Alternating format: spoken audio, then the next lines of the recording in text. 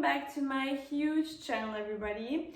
I hope you're all doing great. We're talking today about a topic that is actually just more my personal point of view when it comes to trends, how they evolved, and what trends we have and what we actually do not want to see in 2022 anymore. Please tell me down below what kind of trends you're fed up with and that you do not want to participate in, nor do you want to see any other people with it.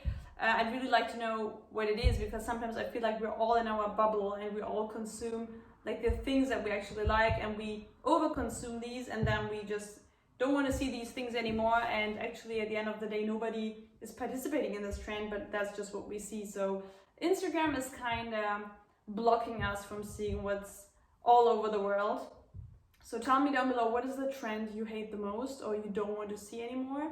And of course, if you like my content and my previous videos, do not forget to subscribe or follow me on Instagram, which you probably already do, but I just wanted to remind you guys, because it's important, so please do not forget to subscribe.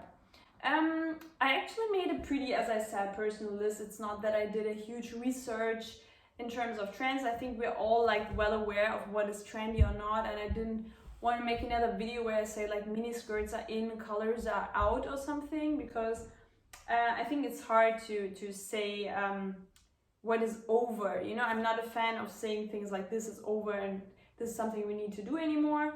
But I think there are some things that we all saw too often, and we see that some designers also kind of tend to repeat themselves or copy each other too much, and then we know like, okay, we will get to see that at H&M and Zara in the next year a lot more often. So I made this extremely professional list. As you see, I have a college blog, and these are my notes on it, and these are just the things that came into my mind when I was like, okay, I actually really like scrolled through my feed, through this news feed on Instagram, and was like, okay, what are the things I follow, or what are the things that I just see on Instagram, because eventually I must have liked something like that, and that's why I always get to see these things again. So yeah, and the first trend I want to talk about, and this is probably because I get to see too many Hailey Bieber posts. I do not know why. I don't remember having liked anything. I don't want to say Hailey Bieber has a bad style. I do not even know why I talk about this person here. I'm extremely neutral towards her, but I don't want to see bicycle shorts with oversized blazers anymore. And what's the reason for that? So first of all, I know that we all look good in this style. You know, every human being probably looks good with like super tight bicycle shorts and just an oversized blazer over it, you know, cool hairstyle. It looks cool. I mean, it's fresh. It's a bit 80s inspired. It has this Diana look, but you can make it sophisticated. You're wearing a blazer. I mean, thank God it like took me 10 years to make clear that a blazer is something that always accelerates, you know, the style and sophistication that you want to create. So the blazer is fine, but it's just, I cannot see it anymore. And I'm also like kind of fed up with the attitude of people assuming that they are like, this is like the Grand Prix of great style when you get, I mean, it's not, the question is it bad style when you can find it at every fast fashion retailer? I don't think that it is, but the moment that the mass market has reached out to a trend as well is the point where we should discuss if this trend should be something that is ongoing. I don't see it as something unique anymore, and as I say, it's totally fine to continue wearing this look, to feeling great in it. I cannot say anything against it. It's just I'm fed up with it. And if you ask me, if you're right now trying to find your personal style and what suits you best, and you're trying to evolve in kind of way, because some people tend to ask me like, hey Tuba, how do I find my personal style? Because that's something that took me years, and it really was an evolution, and now I feel like I'm in my personal best form. So I think I can tell you, if you're like out there looking out for your personal best style, do not participate in that trend anymore, because it's really over. It doesn't look unique and cool anymore, and I can't see it anymore. Just stop it. Just don't do this trend anymore. Trend number 2, I don't want to see anymore. Cropped shirts with wide leg jeans. And I think this is something we especially see at the younger people, which is also totally fine. I get it. You get this huge 90s reference. something actually I was born and raised with, but it's funny that like the 2000s people just prefer this look. I mean, it's nostalgic, it's cool right now, you know, this Y2K style, but it's okay, you know, I get it, cropped and wide leg jeans, it's a thing, but we have seen it too often.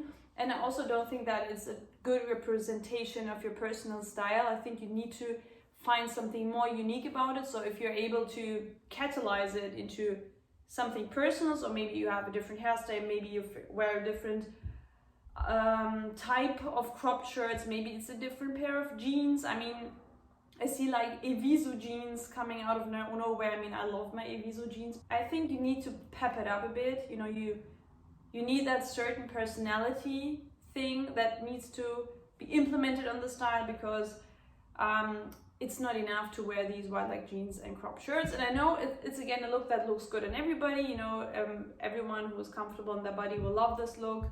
It looks good. I cannot say anything about the appearance objectively, but it's a trend we're rid of seeing, and we don't want to see it. We shouldn't see it anymore. I mean, if you ask me, okay, Tuba, I mean, you have so great ideas to what to get rid of. So what is the alternative?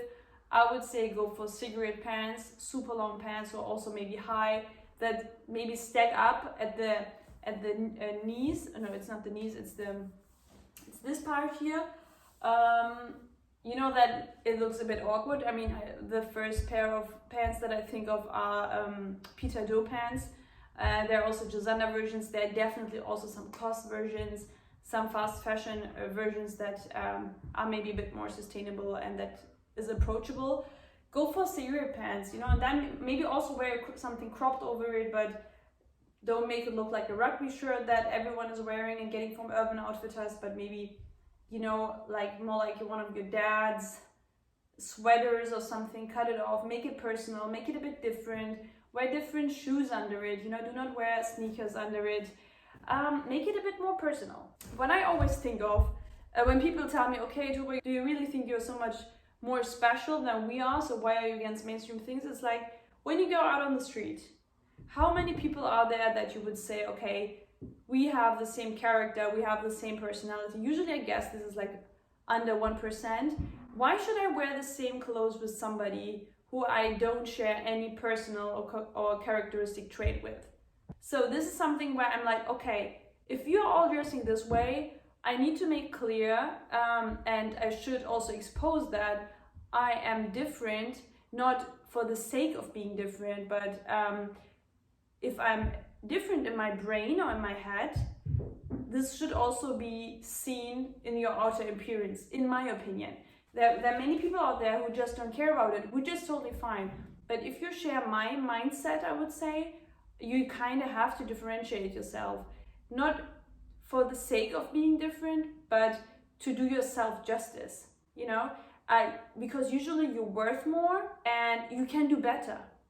So you just have to think a little more. Usually the reason why people who actually have fantastic sense of style in their mind, but they don't outlive it, is because they're too lazy or they don't care enough. It's not even a money issue. I mean, don't come here with money.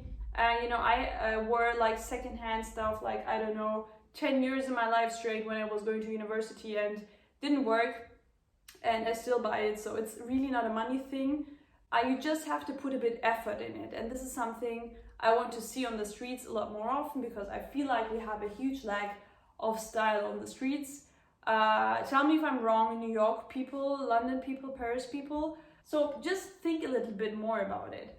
And the same goes for men's, you know. I cannot see, for example, this monochromatic looks on men's anymore. I know it was rare and I loved it when it came to cars, you know, these nude sweaters, nude overshirt, the pants, the shoes, you know, everything was one look. That was cool, like, believe me, like 7 years ago. But it's definitely nothing personal anymore. I know that Mango, Zara all sell the same stuff. So these monochromatic looks used to be a signal for a certain sense and for a certain mindset when it comes to fashion, but it's not anymore. I think men or anybody who wants to dress monochromatic has to put a bit something personal now into it, because personality is the only thing that differentiates you nowadays. And this is also something I see on Instagram feeds, for example. I mean, this is like off topic now, but I will just let it flow now. So what I don't want to see on Instagram anymore, to me personally, like really tell me what you think. I'm really curious about that. I realized that I like to put load up pictures, images that are just like shot. You know, like play with the light. That's okay. Play with the light, but don't do anything else. I really crave for natural, real shots. I just want to see the reality. I really do not, I mean, I also love like moody pics that has been maybe a bit worked on. Okay, these are the images that I maybe save them in my folder, my saved folder on Instagram, but the images that I really love in terms of fashion are just the ones that show the reality. You know, it's just like I'm sitting there really at my coffee table, nothing's made beautiful around it, you know, I didn't tidy up, I'm just sitting here, I have a great look on. I might not look beautiful in the face because I didn't put my full face makeup on, anything like that, but I just want to feel that it's real. We get to see so many things that isn't real, that has been worked on, that has been photoshopped, that is, and I'm not even talking about this whole body image and everything that is being worked on. This is a whole different topic. I mean, just these, you know, blurring things out, cleaning the wall, making it look perfect. I don't want to see perfectionism. Perfectionism has never been cool. It has never been something beautiful. I mean, I do not know why people like to be perfect, and this is not like an awkward, motivational, inspirational quote or anything, but being perfect is like the lamest thing on earth. I mean, look at any inspirational person that you love, that you see as an inspiration. None of them was perfect, and that's what made them interesting. And this is also your personal trait. Everybody has an interesting personality in some way, but everybody has a personality, and put that into the foreground. If I would give like styling classes or something where I would try to analyze with people their personal style, this would be the first thing that I would tell them. What is your personality trait you love the most about yourself? And how can we show that in a visual way? You know, how can we expose that? How can we show that if someone sees you maybe from afar or something? How can we visualize this trait or this characteristic in terms of colors and cuts, etc.? And this, I mean, that's like my dream job, sitting with people, analyzing their personality and finding their personal style about that. So what I want to say is, for example, in terms of these monochromatic looks, it used to be a reflection of a personality, but it's not anymore because it turned into something repetitive that everyone is doing. It's not a nod to a certain characteristic. So what does that mean? This is an ongoing evolution. You have to distance yourself from that. You need to find your own path. So you have to change. So this is why we don't wear monochromatic looks anymore. But if you think it's beautiful and it's a representation of your style, I mean, just continue with that. It's totally fine. But I feel like it should end because it has no value, you know, it has no value because there's no thought behind it. The fourth topic, geometric forms, used to be in like forever. I mean, I think we have seen geometric forms everywhere ever since.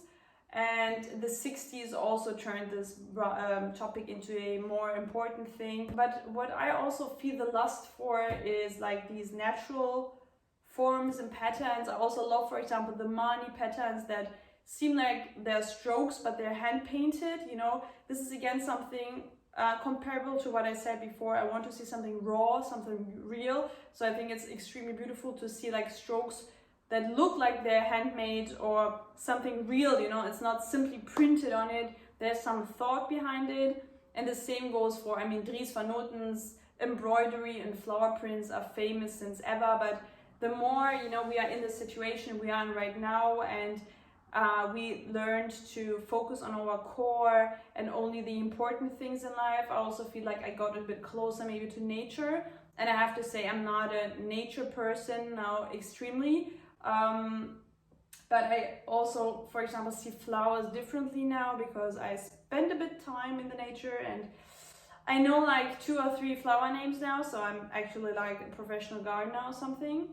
But you know, when I read the show notes of Dries' last collection, and it said like not spring summer but autumn winter, where he got the inspiration of the flowers from his own flower garden, who was huge, and he made photos of them and then printed them somehow on the clothes. I thought, okay, this is a so beautiful thought. This is something I'm missing in a lot of things, and in maybe these typical striped or geometric forms that we see somewhere. So a thought behind a pattern or an embroidery is something extremely beautiful that I would like to see more, and we're definitely going to see that more, because as I said, Dries did it, Marnie continued with it. I mean, their spring-summer 22 collection was insane. I mean, Dries and Marnie are like killing it for me right now. They're like the brands I want to watch, and I'm so eager to know more about, but buy like more flower patterns, for example, things that even might seem very feminine to many of you, but I would love to see on men's more shirts that have a flower print, for example, on it. I think this is something that shows the closeness to nature, to sustainability, to the core values of beauty in our life, which is nature at the end of the day. So I think that's beautiful, and it's a little bit like an art piece. So if you're thinking of buying something that is maybe a bit more outgoing and it has something like patterns on it, maybe you should think about flower prints and making it as bold and big as possible. So another thing I kind of got rid of seeing in terms of jewelry are these bedded things. I know they're everywhere, and I do also get why people like to participate in this trend, because it has this nostalgic, childish attitude, and it's like super sweet, and if you're wearing maybe an edgy look, it can like break the look and make it sweet.